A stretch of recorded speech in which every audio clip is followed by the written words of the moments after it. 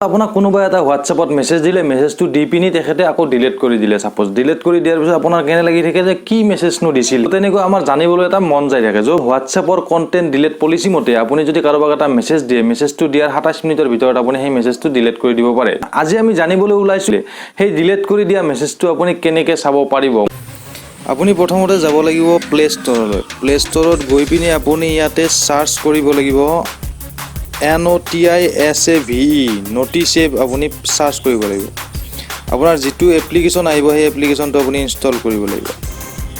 এই ইনষ্টল কৰি আছো ইনষ্টল হৈ গল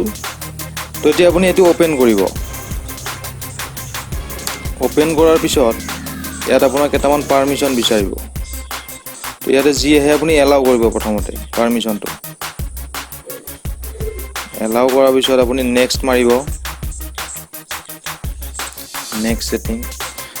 তাৰ পিছত আপোনাৰ ইয়াতে যে নটিফিকেশন আপুনি নটিসেভ এলাউ কৰিব এলাউ কৰাৰ পিছত ইয়েস কৰিব এলাউ কৰাৰ পিছত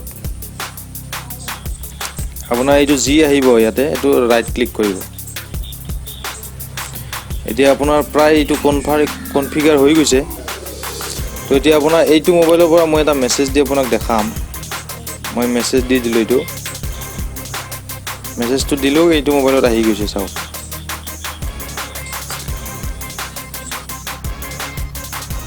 মই এই মেছেজটো এতিয়া মই এই মেছেজটো ডিলিট কৰি দিম ডিলিট কৰি দিলো ইয়াতো আহি গৈছে ইওৰ মেছেজ ওয়াজ ডিলিটেড কিন্তু ইয়াৰ তলফালে থাকি গল মেছেজটো আপুনি চাই লওক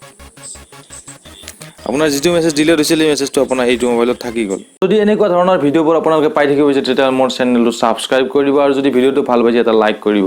আকৌ এনেকুৱা নতুন বিষয়ৰ নতুন ভিডিওটি লগ পাম তেতিয়ালৈ মই বিদায় লৈছো ধন্যবাদ জয় অসম